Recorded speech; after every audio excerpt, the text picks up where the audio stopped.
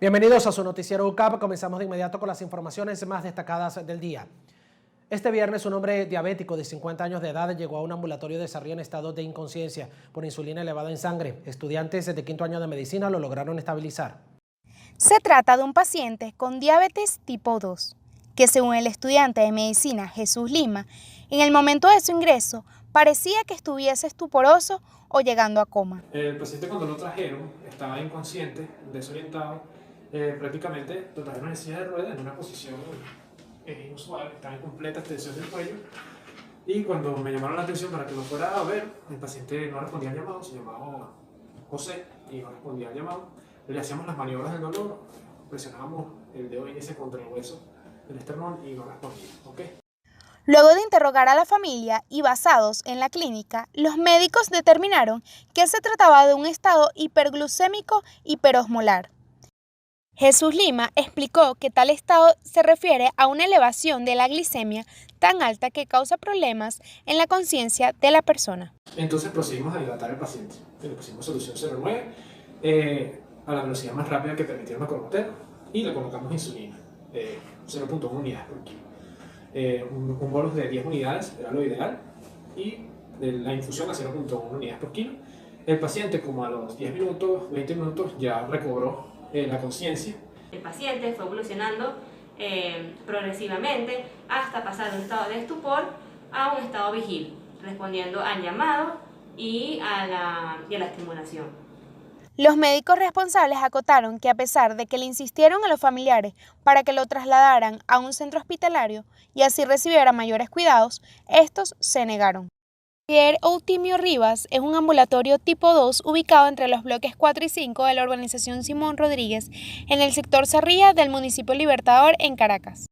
A las 5 de la tarde el cuerpo de bomberos procedió a retirar al paciente del ambulatorio, pero no dieron más reporte de él. Emily Morón, Noticias UCAP.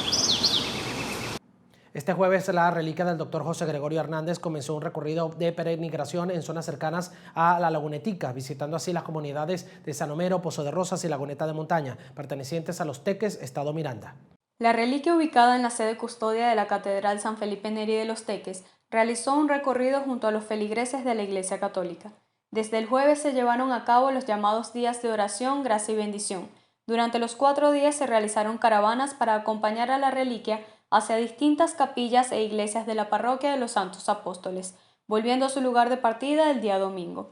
Hoy el pueblo de Laguneta se ha llenado de mucha alegría y espiritualidad por tener aquí la reliquia del siervo de Dios, el doctor José Gregorio Hernández, ya que muchos feligreses aquí en la zona sintieron ese amor, esa espiritualidad con nuestra reliquia del doctor José Gregorio Hernández.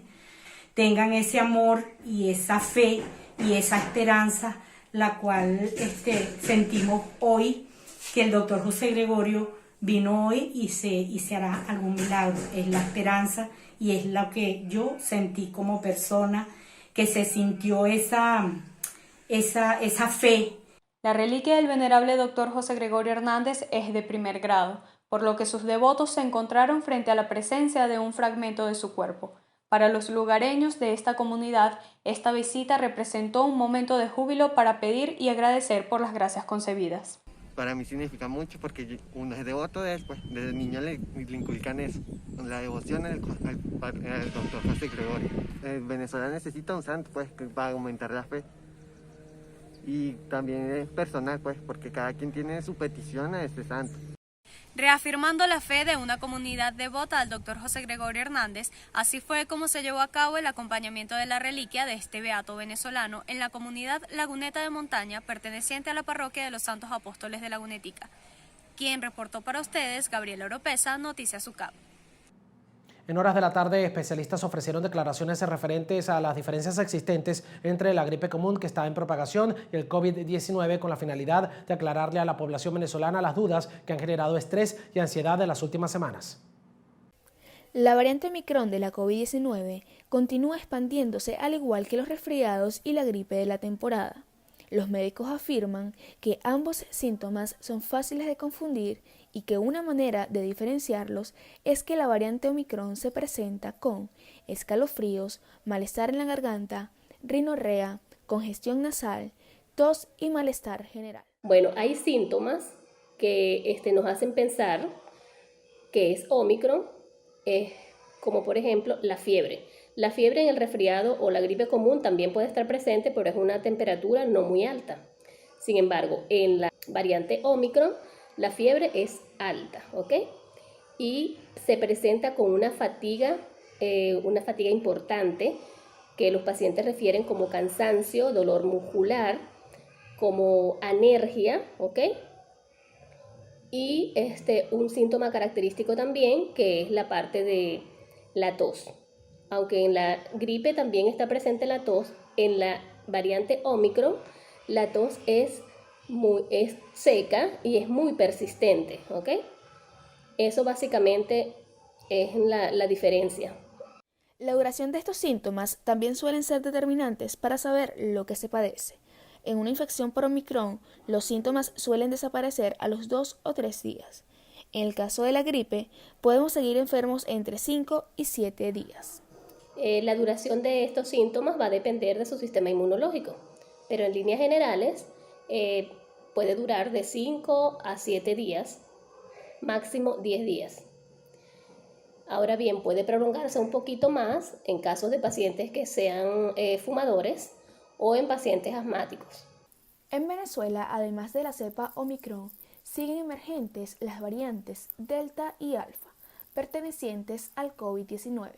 Asimismo, existen otros virus en propagación que deben ser atendidos. Bueno, tenemos varios virus que son por temporadas. En la época de lluvia tenemos el dengue, que se transmite de otra manera. Tenemos chikungunya, Zika, Mayago, y tenemos diferentes otras enfermedades que son endémicas en Venezuela. Y el virus de la influenza, la gripe común y el H1N1, que también lo tuvimos hasta hace poco en un brote importante en Venezuela. Si sospechas o presentas algún síntoma de gripe que te generen dudas o alarma, lo recomendable es realizarse una prueba PCR y consultar con un médico lo más pronto posible para descartar cualquier indicio de COVID-19. Cuídate y cuida lo que te rodea. Para ustedes, Adriana Ontiveros, Noticias UCA. Durante el primer trimestre de 2021 existió una apertura de denuncias a través de las redes sociales, en donde cientos de usuarios dieron sus testimonios en casos de acoso, abuso y violencia sexual. Durante el primer trimestre de 2021 existió una apertura de denuncias a través de las redes sociales, donde cientos de usuarios dieron sus testimonios en casos de acoso, abuso y violencia sexual. Sobre este tema, la psicóloga Ariadna Silva explicó algunas de las características que pueden tener los victimarios, destacando que tienden a refugiarse bajo promesas imposibles, buscan inseguridades en sus posibles víctimas, además de insistir en que sea un acto de complicidad entre la víctima y ellos. Va un poco en la línea de lo que te dije. Primero, son personas que son muy insistentes en las conductas, muy, muy insistentes. Son personas que siempre lo van a ver, lo van a tomar de repente a modo de burla, cuando de repente tú les digas, alto, párate, no hagas eso, ay, pero qué tonta, qué gafa, ¿por qué te lo tomas así? Yo no te estoy haciendo nada. Incluso estas personas suelen hacerse pasar por cariñosos, es que yo soy muy cariñoso. No, no es que era cariñoso, es que era abusivo. Posteriormente, Ariadna Silva explicó algunas de las acciones que se pueden tomar si se sospecha de un posible acosador. Es tratar de buscar siempre tu red de apoyo, es decir, personas, empezar a indagar.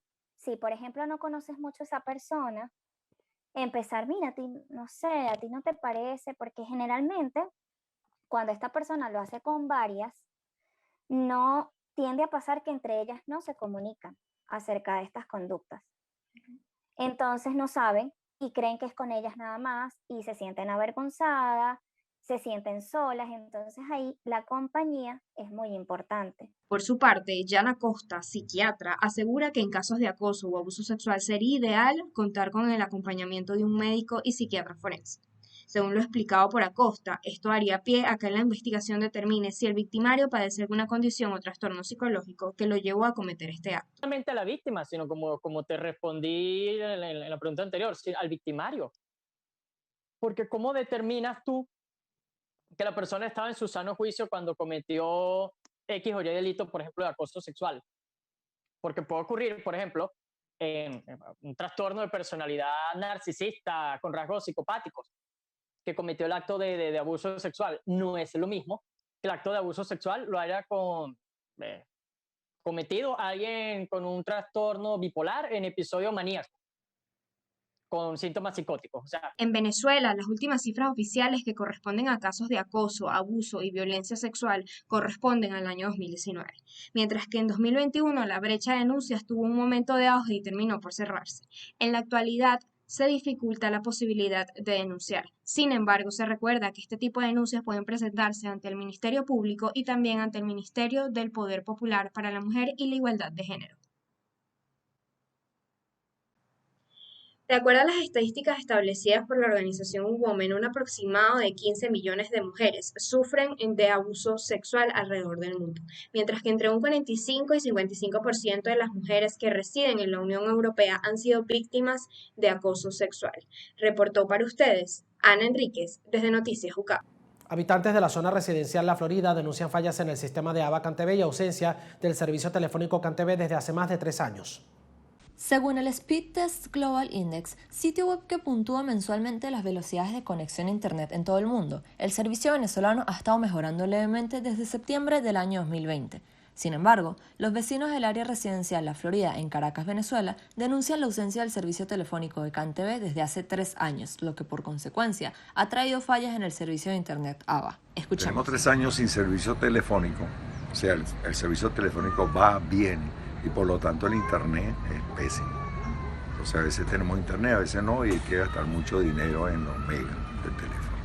De ser víctimas de estafas por parte de supuestos técnicos de CanTV, hasta tener que pagar datos móviles adicionales por poder acceder al internet, es el día a día de los vecinos de la zona. Señor, he sido contagiado por COVID-19. Estoy en cuarentena. Debido a eso tengo que trabajar desde mi casa. Y por la mala señal del internet y toda esa cuestión, he tenido que gastar mucho dinero en los megas y es la única manera que he podido trabajar. A pesar de que el pasado 15 de enero Nicolás Maduro, durante el mensaje anual a la nación, prometiera la prestación óptima de todos los servicios públicos del país, los habitantes de la zona siguen padeciendo la ausencia del servicio. Los vecinos de la comunidad de La Florida piden a las autoridades pertinentes tomar cartas en el asunto lo más pronto posible, ya que el problema del internet se está convirtiendo en una limitante en su vida cotidiana. Esta es toda la información que tenemos por los momentos. Isabela Mosqueda para Noticias UCAP. Este lunes el Deportivo La Guaira comenzó sus entrenamientos previos para disputar el comienzo de una nueva temporada de la Liga Fútbol con muchas bajas en su equipo titular, por lo que contarán con la mayoría de los jóvenes para competir en este campeonato venezolano. A las puertas de una nueva temporada en la Liga Fútbol, el Deportivo La Guaira finalizó la pasada temporada quinto en el hexagonal A, clasificando así a fase previa de Copa Sudamericana. Fue una temporada con un calendario apretado, pesado para los equipos. Carlos Mambié, parte del equipo de prensa, explica cómo fue la temporada para el Deportivo La Guaira. Cayó en un grupo complicado en Copa Libertadores. Creo que se pudo clasificar en las últimas jornadas, pero bueno, lastimosamente no se dio. Y bueno, creo que fue la primera participación de La Guaira en fase de grupo de Copa Libertadores. A ver, no es poca cosa para un equipo que no tiene ni casi 10 años de historia. Deportivo La Guaira afronta esta nueva temporada de la Liga Fútbol 2022 con muchas bajas en su equipo titular. Bueno, se fueron jugadores con mucho recorrido aquí en Venezuela. Charly Ortiz, Ángelo Peña, José Miguel Reyes, Carlos Cermeño, Francisco Pol, Evi Pérez, Darwin González, el goleador histórico del equipo. Fueron alrededor de 13 jugadores, un arquero argentino también, Mario Santilli. Con estas bajas, la temporada que le espera al Deportivo La Guaira estará caracterizada por la titularidad de muchos jóvenes de las categorías inferiores del equipo, así como lo resalta Cristian Páez, compañero de Carlos Mambié en la institución. Se está apostando esta temporada mucho por los jóvenes y ya se tenía una base de jugadores jóvenes dentro del equipo con mucho talento, pero que bueno, que ahora les toca comenzar a tener minutos, a asumir responsabilidades. El Deportivo La Guaira buscará con esto adecuarse a un formato completamente diferente, con una fase regular de 30 jornadas todos contra todos y una fase final en donde se jugarán 3 cuadrangulares a 2 vueltas, es decir, 6 jornadas en donde se decidirán los cupos para copas internacionales. Los objetivos para esta temporada siguen siendo competir, llegar en los primeros puestos de este campeonato local que arranca el próximo 24 de febrero y por supuesto van a intentar competir por llegar lo más lejos en la Copa Sudamericana este año. Yo soy Iker Zambrano para Noticias UCAP. Este viernes los periodistas deportivos Carlos Quintero y Luis Álvaro de Sousa ofrecieron declaraciones acerca de la llegada del nuevo director técnico a la selección venezolana nacional, José Néstor Pekerman, y lo que se espera de él para este nuevo proyecto al mando de la Vinotinto, así como las posibles mejoras y estrategias que pueda implantar en el fútbol venezolano. El periodista Carlos Quintero mencionó que con la llegada del argentino se genera una sensación de cambio al 100% en el balompié de Venezuela, ya que no solo se generaría un cambio en la base de la estructura de la selección nacional, sino en la estructura futbolística de forma global, aclarando así que estos cambios no serían fáciles, pero son mejoras en positivo, dado que el cuerpo técnico tiene una visión de gran desarrollo en el fútbol nacional. Pekerman, creo que todo el mundo sabe lo que es José Néstor Pekerman, el proceso de selecciones que tuvo con Argentina, lo que hizo con Colombia.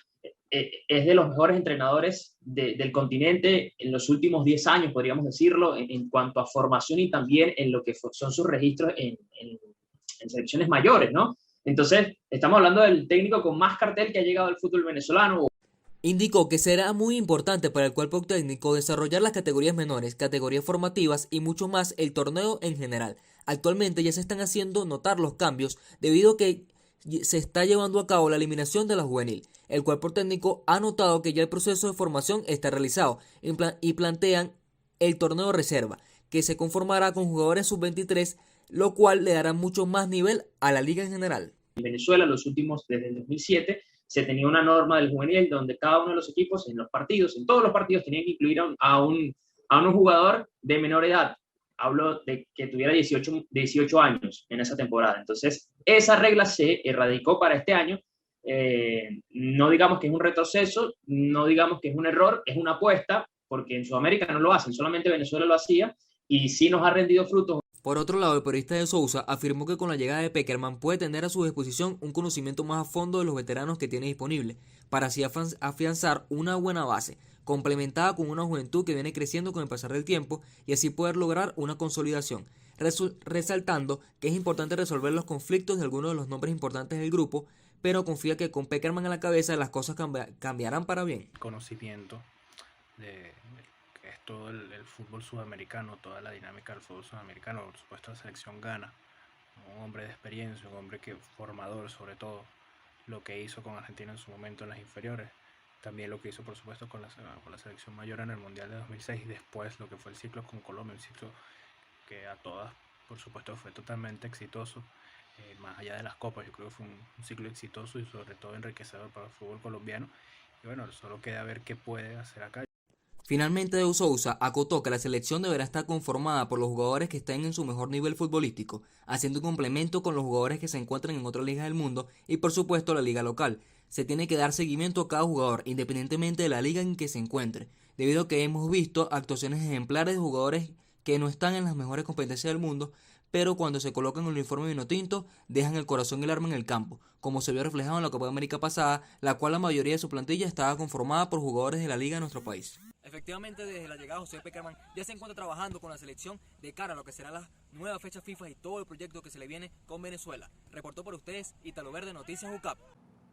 Melanie Ovele, vocalista de Sigo Sarazzo, comentó este sábado sobre la existencia de discriminación y machismo en la industria musical venezolana y cómo eso la ha afectado en el desenvolvimiento de su carrera artística. En una entrevista para Noticias UCAP, Melanie confesó que muchas veces ha vivido situaciones en las que se ha sentido subestimada por personas en el ámbito musical, que no toman en cuenta sus opiniones por no tener una formación profesional en la música. Me encuentro diciendo algo, proponiendo algo, haciendo alguna observación y esta gente asume esa actitud de, bueno, mira, te voy a explicar por qué estás aquí, porque no me queda de otra, pero si no sabes no hables.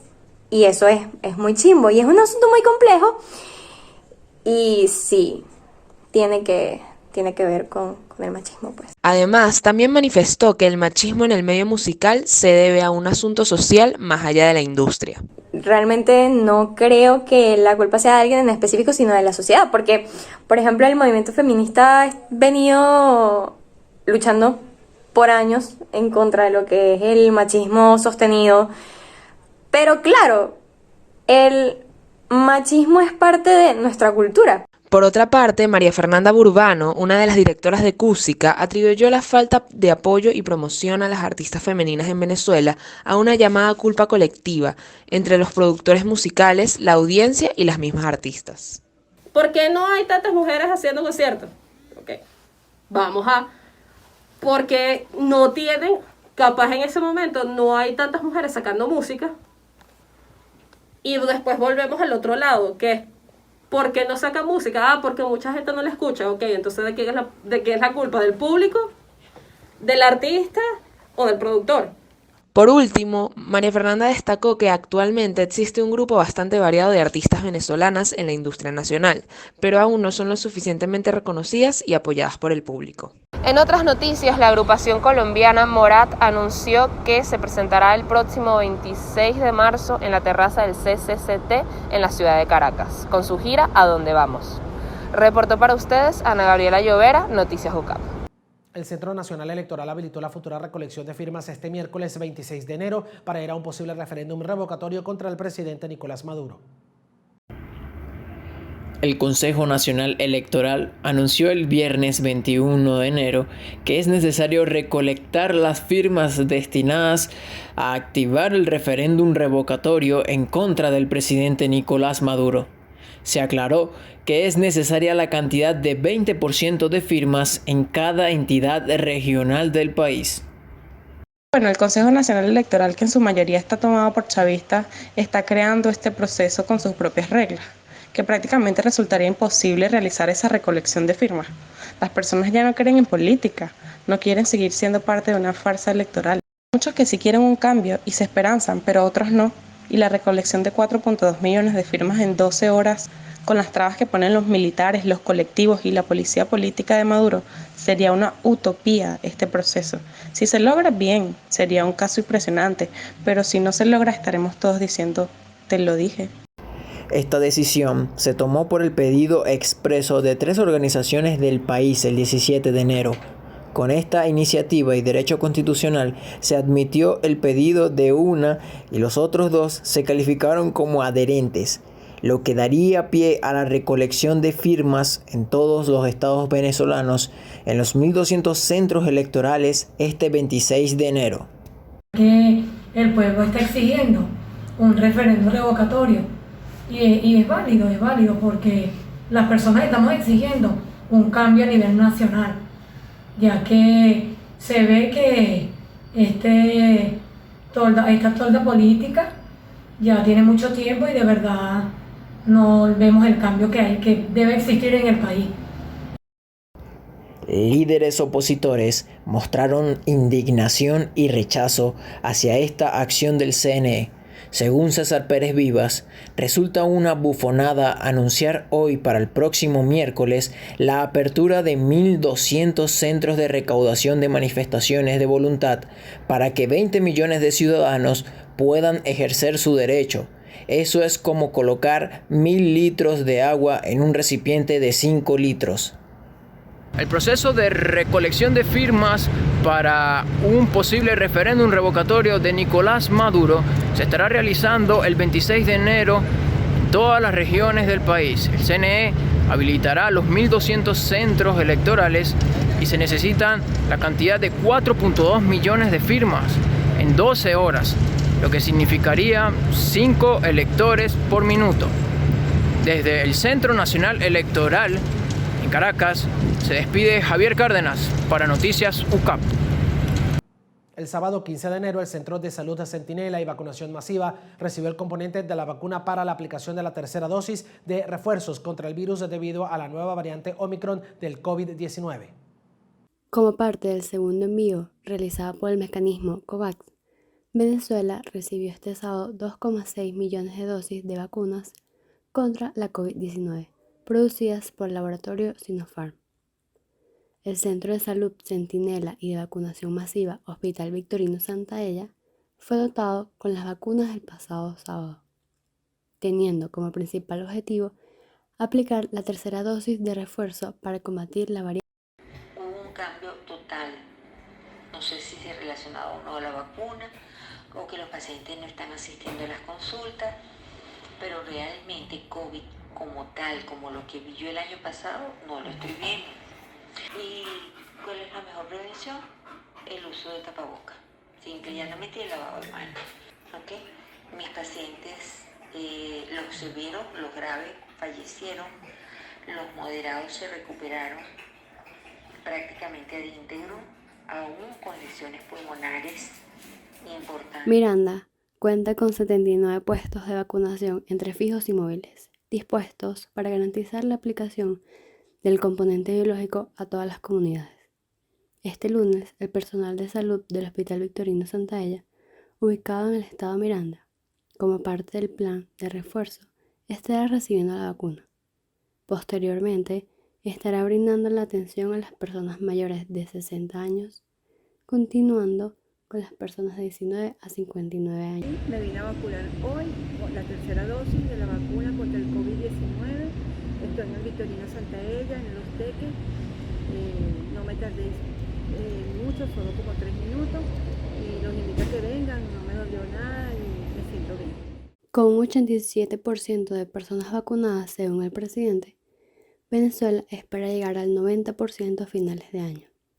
Sin embargo, para la Organización Panamericana de Salud, solo alrededor de 36% de habitantes ha recibido 2 dosis de la vacuna. El centro de vacunación del Victorino Santaella estará aplicando la primera, segunda y tercera dosis contra el COVID-19 desde las 7 de la mañana hasta las 3 de la tarde. Sara Teixeira, Noticias UCAP. Los doctores resaltan la importancia de completar el ciclo de vacunación, sea como sea, y de la relevancia del registro de vacunación para nuestro país. La doctora Claudia González, pediatra y médico cirujano, asegura que lo importante es realizar el ciclo de vacunación, no importa si se mezclan vacunas de diferentes laboratorios. Entonces es muy importante que sea como sea, la persona realice las 2 dosis de algún esquema existente. No hay hasta ahora publicado ningún efecto negativo si el paciente tiene 2 vacunas de laboratorios distintos o si tiene 2 vacunas de la China y tiene una vacuna de la rusa o una vacuna de la China y 2 vacunas de la rusa. Hasta ahora no hay estudios publicados. Por otro lado, la vicepresidenta de la Sociedad Venezolana de Infectología, Patricia Valenzuela, nos habla de lo importante que es el registro de vacunación que están llevando a cabo las farmacias a nivel nacional y que se puede comparar con lo que ha hecho Estados Unidos para vacunar a sus habitantes. Y además también, que es otro aspecto importante, es el registro. Ese registro que que está haciendo ambas cadenas de farmacia nos va a permitir tener a ciencia cierta un número más real de cuánta gente se está vacunando. Entonces, sí, definitivamente es una alternativa y además es una alternativa similar a lo que, por ejemplo, hizo Estados Unidos con los Walmart, con los Costco. Ambas doctoras coinciden en que lo más importante en este momento es completar el ciclo de vacunación, para así llevar un registro de cuántas personas hay vacunadas a nivel nacional y de esta manera salir lo antes posible de esta pandemia. Reportó para ustedes Carlos Leal, Noticias UCAP. El pasado 21 de enero, a través de su cuenta de Twitter, el CNE dio a conocer que ya el próximo 26 de enero se llevará a cabo la recolección de firmas para llevar a cabo un posible referendo revocatorio sobre el mandato del actual presidente Nicolás Maduro. Este viernes 21 de enero, el Consejo Nacional Electoral informó que se realizará una jornada de recolección de firmas para llevar a cabo un posible referendo revocatorio del mandato del presidente Nicolás Maduro. Esta estaría pautada para el próximo 26 de enero en un lapso de 12 horas. María Teresa Clavijo, coordinadora estatal de 20 Venezuela en Aragua, asegura que esta medida no garantiza que sea un proceso transparente.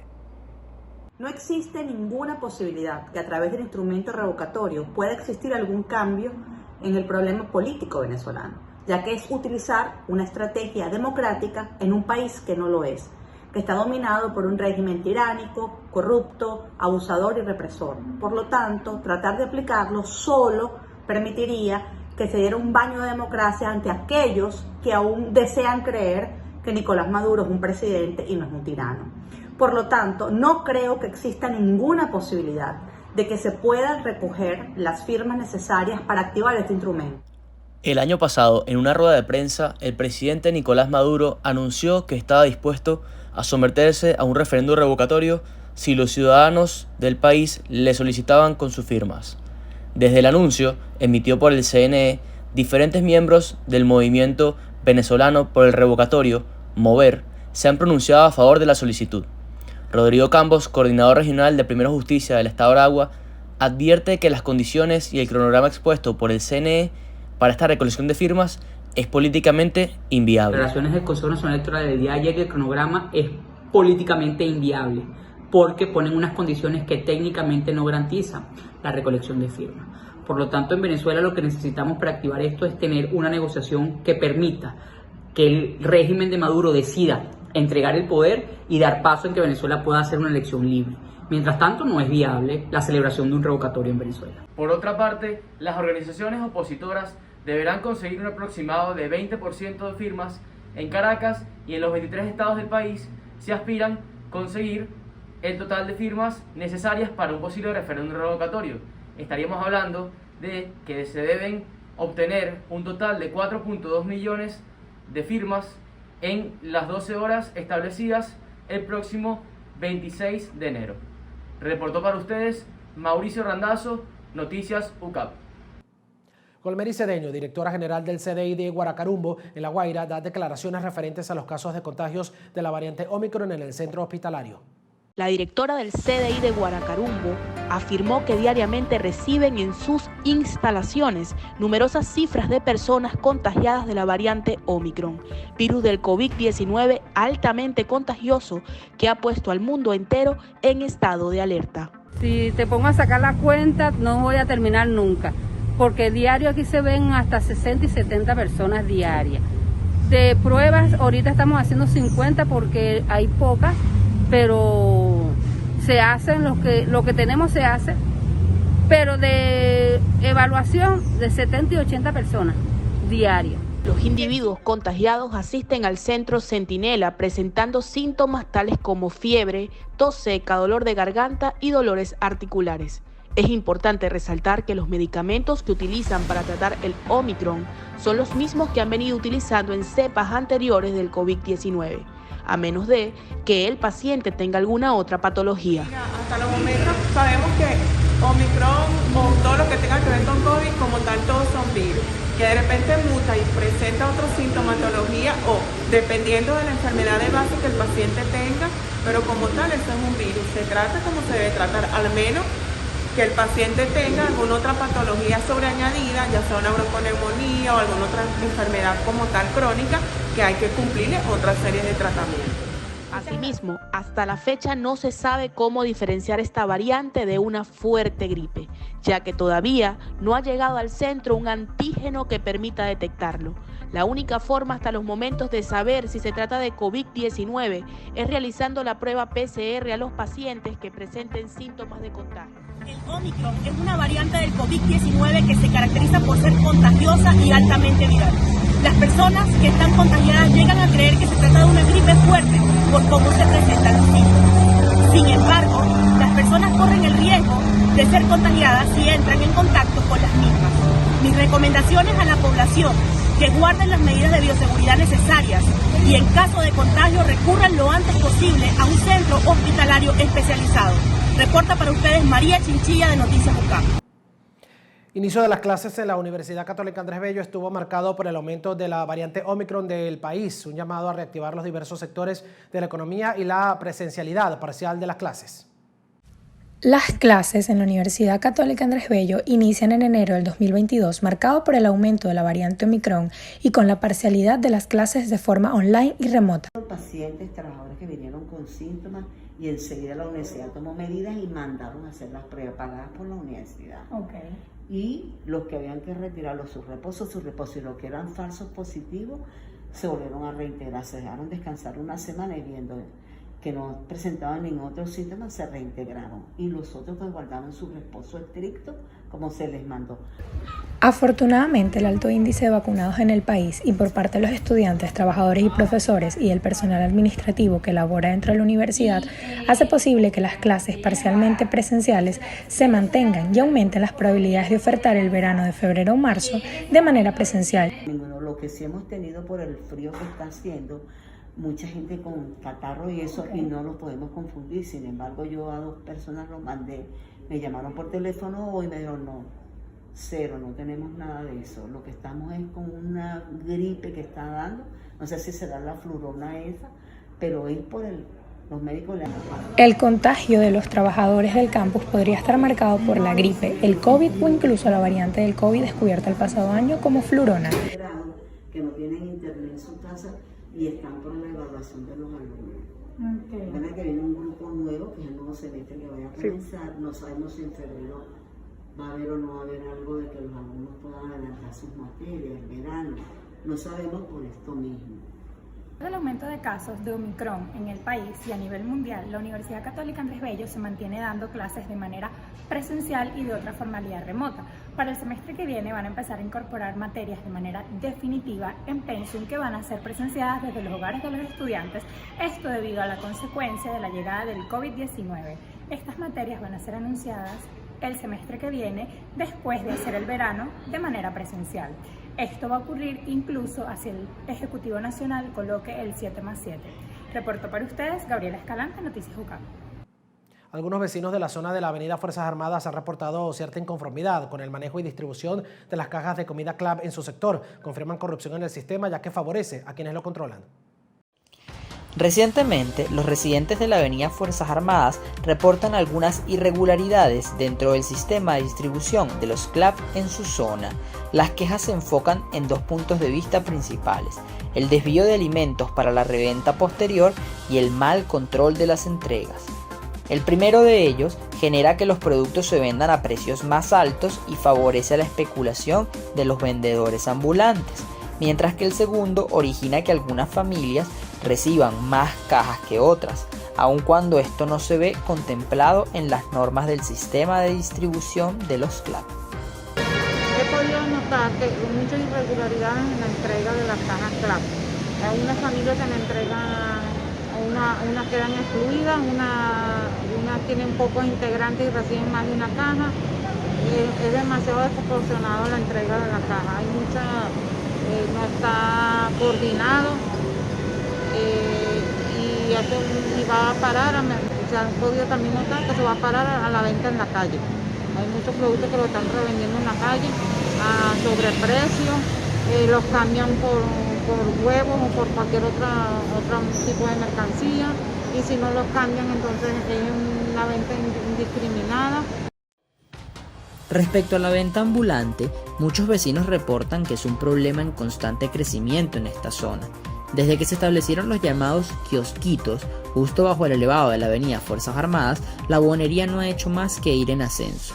Justo cuando la comunidad sigue enfrentando este problema, el desvío de alimentos en los CLAPs aparece para darle a quienes se ganan la vida en la calle una nueva oportunidad para hacer crecer sus ventas informales. Un amigo mío buhonero me confirmó que son algunos vecinos de la zona quienes le venden los productos para ellos revenderlos. Hay un negocio allí con el desvío de los productos y quienes controlan todo seguramente lo saben, pues.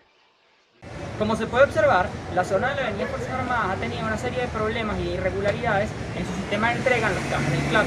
Algunas familias aseguran que no reciben el beneficio o reciben menos del que deben recibir, mientras que otras tienen un mayor inconveniente con la buhonería que les genera en el sector toda la reventa de alimentos. Sea cual sea el caso, es indudable que hay un problema que debe ser tratado ante las autoridades. Reportando para Noticias UCAP, Juan de Sousa.